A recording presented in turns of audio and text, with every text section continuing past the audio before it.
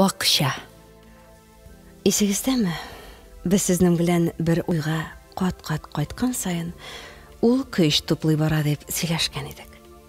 Әгәр сез һәр вакыт акча юк дип кабатлап торсагыз, ул чыннан да булмаячак. Әгәр сез туктаусыз акча җитми диясез икән, ул чыннан да җитмәячәк.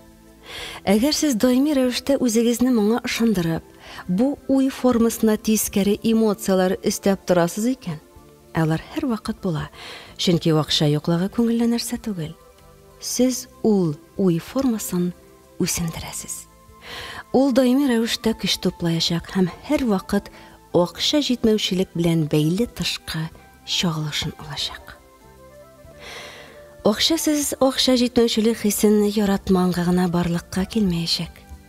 Әгәр сез акчаның булып торуын яратсагыз, аны хөрмәт итсәгез, аның булуыннан рәхәтлек алсагыз һәм үзегезгә һәм якыннарыгызга ярдәм итеп торсагыз, акча сезгә агылачак.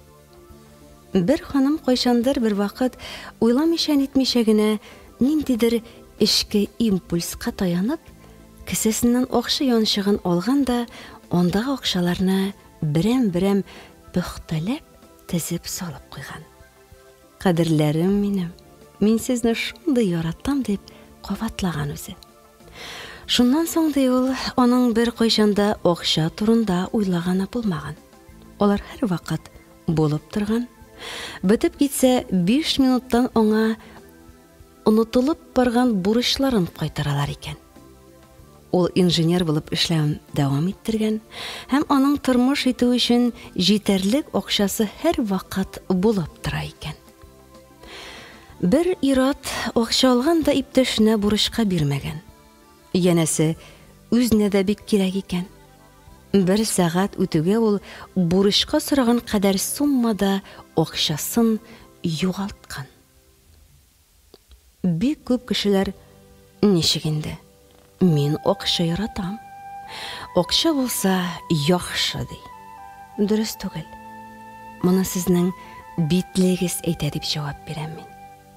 Һәм чыннан да бергәләп аларның акчага кагылышлы уйларын анализли башлагач, һәр төрле вәсвәсәләрнең күп булуы ачыклана. Әгәр кешенең акча өлкәсендә тискәре инанулары бар икән, алар шуңа ярашлы хәлләрне җәлеп итә гамәлгә аша башлый. Әгәр кеше теге яки бу рәвешле акчаны кабул итми икән, ул хезмәт хакында аз түләнә торган эшкә урнаша. Шул ук вакытта шундый хезмәт өчен башка урында 2 яки 3 тапкыр күбрәк тә алыр иде. Мистика. Шулай бит. Шулай да уйны нәкъ шушы рәвешле эшләвен карадык та бит инде.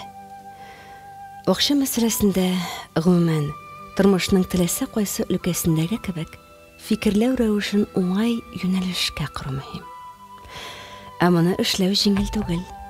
Чөнки без билгеле бер рәвешле уйларга күнеккән һәм уйларга бер салган сукмактан агы уңайлырак. Сез муллыкны кабул итәсезме? Әйе дип кенә җавап бирәсе килә торган гади сорау. Ләкин беренче карашка гына шулай гади тоела. Әйдәгез, гади бер күнегү эшлик. Күзегезне йомагыз, иркенләп утырыгыз һәм үзегезгә шушы сорауны бирегез. Беренче җавап нинди булды? Башта нинди хис уянды?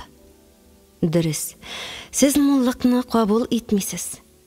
Минем әле муллыкны тулайым кабул итәм дип җавап биргән кешене күргәнем юк. Җаваплар күп төрле. Юк, кабул итмим дигәннән башлап, әйе, кабул итәм. Ләкин ул вакытлыча гына булырга мөмкин дигәнгә кадәр. Бу фикерләр бездә яши һәм әлбәттә инде физик планда үсеш ала. Сез мул тормышта да яшәгән хәлдә дә аның вакытлыча гына булу ихтималлыгы турындагы шикләр бер заман гамәлгә аша һәм сезнең тормышка күңелсез хәлләрне тартып китерә. Акча мәсьәләсендә генә мондый хәлләр килеп чыкмый. Сез бу сорауны тормышыгызның теләсә кайсы өлкәсенә карата бирә аласыз һәм шуңа охшаш җаваплар да булыр. Гаҗәп бит.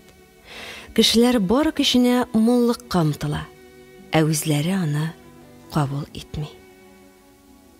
Нәрсә эшләргә инде хәзер? Җавапны сез күптән беләсез. Акча мәсьәләсендәге инануларыгызны тикшерегез дә, аларны яңа фикерләргә алыштырыгыз. Сезгә күпме акча кирәк?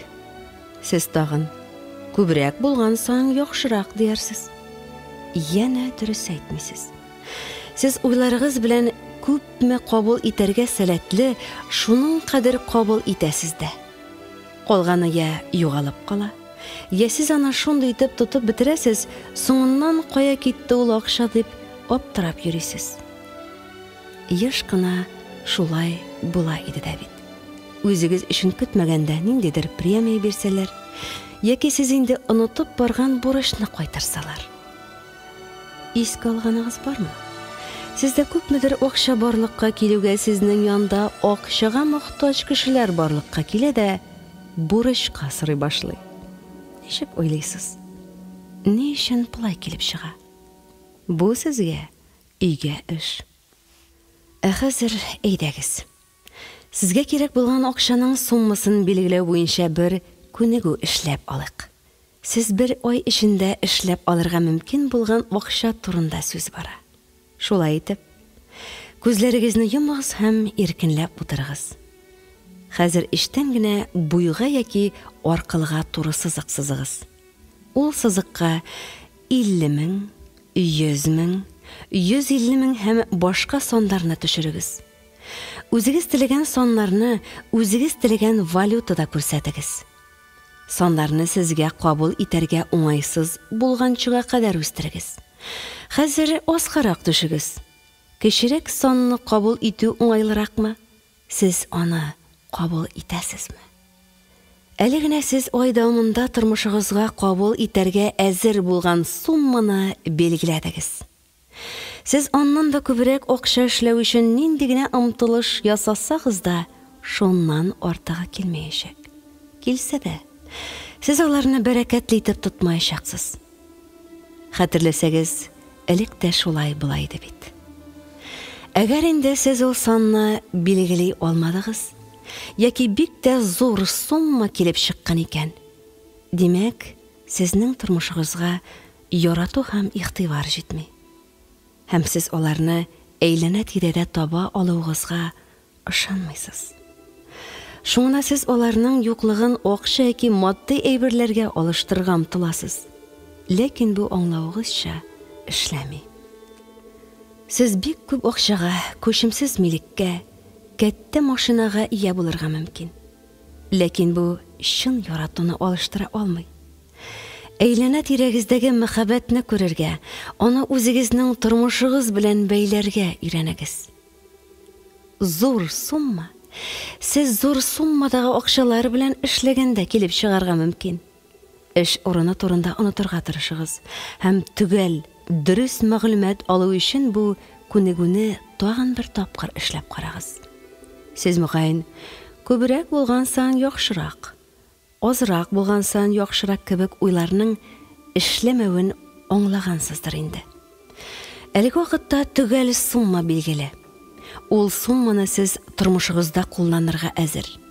Һәм ул күпмедер вакытка сезнең чын барлыкта булачак. Бу сан үзгәрә аламы? Әлбәттә ала. Үсеш дәрәҗәсенә карап, ул артырга яки кимергә мөмкин. Барысы да сезнең иң югары минегез куйган бурычтан тора. Берәүләр бу җиргә зур акчалар белән эшләргә килгән. Мәсәлән, банкирлар, эшкуарлар, икенче берәүләр исә кечкенә суммалар белән. Әүлияләр фәкыйрь булганмы соң? Бер кайчанда. Аларның тормыш итү өчен кирәкле бөтен нәрсәсе дә булган. Алар үзләрен бик бай дип санаган. Кеше акыл туплый барган саен аның байлык белән фәкыйрьлекне бәяләү критерийлары да үзгәрә. Әүлияләр зирәклегенең хикмәте дә шунда. Күбрәк, азрак дигән уеннардан баш тарту. Тормыштан һәм хөкүмәттән зарланудан туктау. Акчага кагылышлы уйларны анализлап, тормышны ничек күрәсе килсә, шулай итеп кыру, үтәргә тиешле сабакларны таныш күңел белән үтү. Кешеләрнең тагын ике ялгышы бар.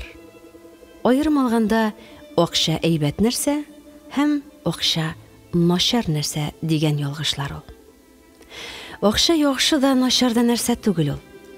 Ул акчалы кешенең үсеш дәрәҗәсенә карап, игелек һәм явызлык төсмәре ала торган нейтраль көч. Акча ярдәмендә кешеләрне коткарып була. Акча ярдәмендә үтереп тә була. Әгәр сез акчаны начар нәрсә дип уйлыйсыз икән, аны үз кулыгызга алыгыз да игелекләр эшләүгә тотыгыз. Әгәр сез банкирлар һәм эшкуарларны жуликлар дип уйлыйсыз икән, акчаны үз кулыгызга алыгыз. Акча эшләргә өйрәнегез һәм аларны балалар йортлары, мәктәпләр, мәдрәсәләр, ширкәүләр төзергә тотыгыз. Ничек кенә тотсагыз да, үзегезнең эшсезлегегезне аклар өчен яхшы начар уенын гына уйнамагыз. Хәрәкәтләнмичә үзегезне аклап һәм булдыксызлыгыгызга башкаларны гаепләп, сез иҗади потенциалыгызны инкар итәсез. Сез аңа гамәлгә ашарга ирек бирмисез, ә моның ахыры начар тәмамланырга мөмкин. Шәхесегезне югалту куркынычы бар. Кеше муллыктан төрле юллар белән кулак кагарга мөмкин. Барыбыз өчендә таныш мисалга күз салык. Россия халкы барысы бер булып үзенең икътисадын төпкә утырта. Шул рәвешле үзен якты киләчәктән мәхрүм итә. Сөз янә уй формалары турында барачак. Алар исә, кабатлап әйтәм, физик планда чагылыш табырга сәләтле. Табигать та шундый аларның. Исегезгә алганыгыз бармы, сумны агач дип атау гадәте бар. Агач дигән сайын сез муллыкка юлыгызны ябасыз. Сез кадерен белмәгән яки кирәкмәгән әйберне эшләтәсез. Ташлыйсыз. Азрак акча эшләп алу тәкъдименнән баш тартканда, яисә сумларның хакы бер тиендә тормый дигәндә, сез сум белән дә шундый ук эшлисез. Ташлыйсыз. Монда мөнәсәбәт булганда, сез бер кайчанда акчага тигенмәячәксез. Яки инде алар сезнең тормыштан көтелмәгән юллар белән юкка чыгып барачак. Сумнарны агач дип атап, сез коллектив рәвештә уй формалашуга юл куясыз. Чөнки бу сүзне сезнең белән бер үк вакытта башка бик күпләр кабатлый. Нәтиҗәдә, сумнар нигә тутырыклы түгел? Ни өчен икътисад күтәрелмәй дип гаҗәпләнергә генә кала. Безнең ил тере организм. Әгәр анда яшәүче кешеләр ялгыш фикерләрне кабатлый икән, аның проблемалары да бетмәячәк.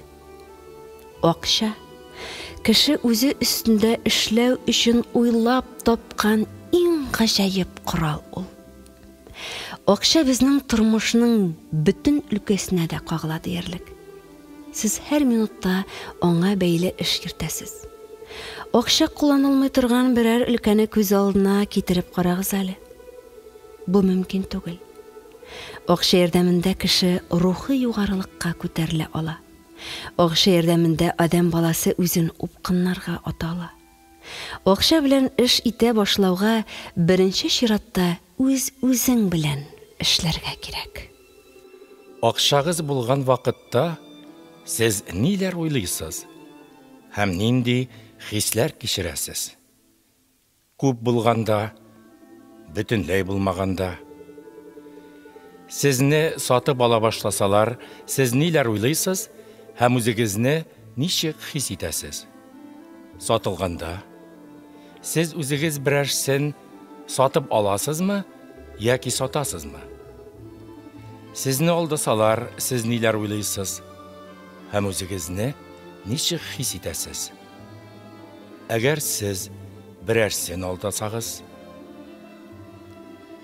әгәр сезгә акчагызны бурычка биреп тору, сезгә күрсәткән хезмәтләр өчен түләү, хезмәт хакы өләшү кыен бирелә икән, бу вакытта сез ниләр уйлыйсыз һәм үзегезне ничек хис итәсез? Сорауларны бик күп бирергә була. Һәм аларның барысы да сезнең күңелегездә барган процесслар белән эш итә. Үзегез белән ихлас булыгыз. Качмагыз, күзләрегезне яшермәгез. Кешеләр бер төрле, һәм аларның проблемалары да бер төрле. Ихласлык күңелегездәге караңгы почмакларга аң яктылыгы үткәрү мөмкинлеге ул. Ул тынычлыкка һәм гармонияга илтә торган юл. Акча булсын өчен сез үзегезгә күпме сумма кирәк булуын түгел белергә тиеш. Акча өчен түгел сумма, яки түгел сан образ ролен үти. Нәкъ менә шул сан көч һәм эмоциялар белән тулыландырыла. Җитәрлек, күпме булса шуның кадәр дигән уйлар акча өлкәсендә эшләми. Дөресрәге эшли, ләкин сезгә ашарга җитәрлек суммада гына акча кирип торачак. Шуннан артык түгел. Әгәр сез ниндидер планнарыгызны тормышка ашырырга телисез икән, сез күпме акча туздырачагыгызны һәм моның өчен күпме кирәген түгел белергә тиеш. Ул чагында бу сумма сезгә киләчәк. Бер ир-ат ай ярымлык курсларга йөрергә ният итә. Шушы вакыт эчендә ул эшен ташлап торырга тиеш була, ләкин аның эшеннән башка кереме юк. Аңа гаиләсен дә туйдырырга кирәк. Һәм нәрсә булган дип уйлыйсыз? Ул бу курсларга барырга кирәк дигән катгый карарга килү белән аңа шалтыратып төп-төгәл ай ярымлык эш тәкъдим итәләр. Атнага 2 тапкыр бер кешене эше буенча алып барырга һәм алып кайтырга кирәк була. Гомумән, бу эш атнага 2 сәгать вакытны ала. Һәм моның өчен аңа көн саен йөреп эшли торган эшендәге хезмәт хакы кадәр акча түләргә вәгъдә итәләр. Сумманың ничек саналуын карап үтик. Сезгә, мисал өчен, киләсе елда нәрсәгә акча тотарга телисез, шуларның исемлеген төзергә кирәк. Бу исемлеккә йортка түләүләр, балаларны укыту, ял итү, кирәкле җиһазга дигән һәм алдан күрелмәгән чыгымнар керергә мөмкин. Һәр графа каршына кирәкле сумманы куеп чыгыгыз. Барысын бергә кушкач, сез киләсе елга чыгымнар суммасын күрәсез. Шушы сан белән сез инде эчке көчкә ия булу ысулы буенча эшли аласыз. Исегездә тотыгыз, сумманы сезгә кирәкле әйбер белән бәйле уңай эмоциялар белән байтырга кирәк. Акча турында сөйләгәндә эквивалент дигән төшенчә дә бар. Сезнең, мәсәлән, каяда булса ял итәргә барасыгыз килә ди, ләкин акча җитми. Сез акча эшлим дип ялны кичектерәсез дә кичектерәсез. Шул вакытта сезнең дусыгыз дачасында ял итәргә чакыра, үгетли. Ләкин сез тәкъдимне кабул итәргә теләмисез. Чөнки ял итәргә каяда булса читкә бару турында гына уйлыйсыз. Һәм сәфәр өчен акча җыюыгызны дәвам иттерәсез. Кагыйдә буларак ул килеп чыкмый. Ял тәкъдим иткәндә сез аннан баш тарттыгыз. Тагын да ныграк ардыгыз. Сез инде ял итәргә дә мөмкинлек бирмәүче бу дөньяга каш җыера башладыгыз. Икенче мисал. Сез операция сатырга телисез. Ул кыйммәт тора, ә сездә аның кадәр акча юк. Шул вакытта сезгә кемдә булса берәү халык медицинасыннан рецептлар алып килә. Ләкин сез аннан баш тартасыз. Чөнки акчагызны операциягә дип кенә җыясыз. Теләсә кайчан, җирнең теләсә кайсы нуктасында сез үзегезгә кирәк кадерле акчаны да, әйберне дә таба аласыз. Бары тик уегызга артык ябышып ятмаска, альтернативага юл куярга гына кирәк. Җиһанда муллык җитәрлек. Җиһанда безгә кирәкле һәр нәрсә бар. Шул муллыкны күрә һәм кабул итәргә, өйрәнергә кирәк. Бәлки, сез теләгән әйбер сездә күптән бардыр инде. Бары тик эчтәлеккә игътибар итмәшә, формага гына бәйләнеп, аны күрмисездер. Еш кына югары мин зур акчаларга тормышыбызга кирү мөмкинлеге бирми. Чөнки ул зур суммалар безне бозар дип курка. Акча бөек көч ул. Әгәр кешенең зур суммалар эш итүдә тәҗрибәсе юк икән, акчаны үзенә буйсындырырга мөмкин. Ләкин безгә ихтияҗларыбызны канәгатьләндерергә кирәк. Безгә яшәргә, рухи яктан үсәргә кирәк. Шуңа да безнең югары минебез безгә акчага алмашка башка төрле ярдәм җибәрә. Ул эквивалентларны күрә белергә өйрәнү безнең эш. Еш кына акча безгә кайчак хәтта мистикага да охшап куя. Рухи ихтияҗларны канәгатьләндерергә кирәк булганда килә. Бу ниндидер китап сатып алу, курсларда уку, белемне күтәрү һәм башкалар булырга мөмкин. Мондый очракларда акча әллә каян гына килеп чыга. Алга таба яшәү өчен ниндидер мәсьәләне хәл иткәндә дә шулай. Машина, дача, фатир сатып алганда мәсәлән. Мондый очракларда без ул акчаның һәм әйбернең булуын телибез, ниятлибез һәм алар безгә килә дә. Башка вакытта исә акча кирәк дип күпме генә чаптысак та, без нинди дә булса сабак алмый торып, ул акчалар безгә килмәячәк.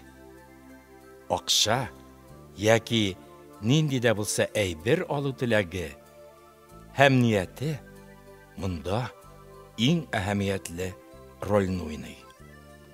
Бер ханым әнисе белән аерым яшәргә теләп, фатирын алыштырырга була. Ләкин нәрсә генә эшләсә дә алыштыра алмый. Әти-әнисе дә моңа каршы төшә.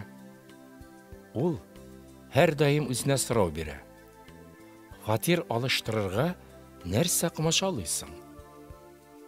Бер вакыт ул әти-әниләренең бу җәһәттән үзләрен ничек хис итүләре турында уйлана һәм аларның ялгыз калудан куркуларын аңлап ала. Моны аңлау белән әнисе аның янына килә дә фатирны алыштыру өчен үз кулларын алырга тәкъдим ясый. Шуннан соң бу ханым кирәкле кешеләр белән элемтегә чыга ала. Ханым әлеге ялгызлыкны аңларга тиеш иде. Ул шушы сабакны үткәч кенә muradına erişti. Акча төрле юллар белән бездән китә дә ала. Безнең һәр кайсыбызның моны үткәне бар. Без үтәргә тиешле сабакларның иң мөһиме саран булмаска өйрәнү. Бу дөньяның муллыгы барыбызга да җитүен аңлау.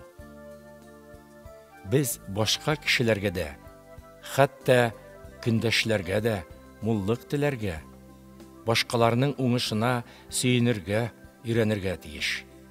Акча сез бу сабакны үтмәгәнгә дә килмәскә мөмкин. Сабакны үтү белән сезгә муллык ишекләре тагын да киңрәк итеп ачылачак. Әгәр сезнең кесәдә җитәрлек суммада акча бар икән, сез нинди югары хисләр кичерер идегез? Мөгаен, тынычлык, үз-үзеңә ышану хисләре, тормышка ачылу хисе булыр иде ул. Акчадан башка бу хисләрне тагын нәрсә бирә алыр иде? Сезнең шушындый хисләр кичерергә мөмкинлек бирә торган нинди дә булса шөгылегез булырга тиеш. Хәзер үк шул шөгылегезне башлагыз. Аңа вакыт бүлегез, соңга калдырмагыз. Шул эш белән шөгыльләнә башлауга сезнең тормышыгызга югары хисләр керер. Шул рәвешле сез акча эшендә ымсындыргыч көчкә әйләнерсез. Хәзер акча темасына шикләши инануларга мисаллар карап үтик. Акча рухилыктан ерак. Акча мине боза. Акча мәсьәләләрен хәл итү уңайсызлыклар тудыра һәм күп вакытны ала. Ихлас булыйк. Мин теләгән кадәр акча миндә бер кашанда булмаячак. Акча эшләре өчен миңа көрәшергә туры киләчәк. Әгәр минем акчам була икән, ул минем тормышымда тынычлыгымны алачак. Акча миңа җиңел керә. Мин үземне аңа лаек дип уйламыйм. Миңа һәр вакыт акча җитми. Акчаны минем ирем эшли, һәм мин үземне аларны туздырырга хаклы дип уйламыйм. Хәзер тыныч кына акча мәсьәләсендә үзегезгә туры килә торган шикләүче инануны эзләгез. Шикләүче инануларга алмашка яңа фикер мисаллары. Акча рухилыктан ерак. Яңа фикер. Акча миңа рухи максатларга ирешергә ярдәм итә. Акча мине боза. Яңа фикер. Миңа акча белән эшләргә, җаваплылык алу өчен рухи яктан үсәргә кирәк. Мин үземне рухи үсеш юлына күндерәм. Акча мәсьәләләрен хәл итү уңайсызлыклар тудыра һәм күп вакытны ала.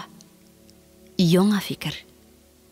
Акча мәсьәләләрен хәл иткәндә мин рухи үсеш талам. Ишен барлык тормышта гармониялы яшәргә ирәнем. Ихлас булыйк. Мин теләгән кадәр акча миндә бер кашанда булмаячак. Яңа фикер. Мин тормышымның башка өлкәләренә үзгәрешләр керттем.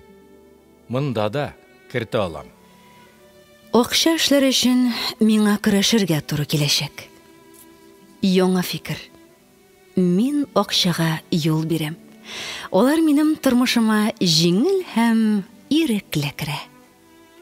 Әгәр минем акча була икән, ул минем тормышымда тынычлыгымны алачак. Яңа фикер. Мин тормышыма үзгәрешләр кертәм. Һәм теләсә кайсы вазгыятьтә тынычлык саклап кала алам. Акча миңа җиңел керә. Мин үземне аңа лаек дип уйламыйм. Яңа фикер. Тормыш биргән муллыкны кабул итәм һәм аны үземнең һәм башка кешеләрнең имин тормышы өчен кулланам. Миңа һәр вакыт акча җитми. Яңа фикер. Хәзерге вакытта булган кадәресен кабул итәргә өйрәнәм. Җиһан мул ул. Минем һәр вакыт җитәрлек акчам бар. Акчаны минем ирем эшли. Һәм мин үземне аларны туздырырга хаклы дип уйламыйм. Яңа фикер. Мин үз энергиямны безнең уртак тормышның башка өлкәләрендә муллык булдыруга сарыф итәм. Без бергәләп башкарган хезмәтебезнең җимешләреннән бергәләп файдаланабыз. Хәзер тыныч кына үзегезне шикли торган инануга алмашка яңа фикер эзләгез.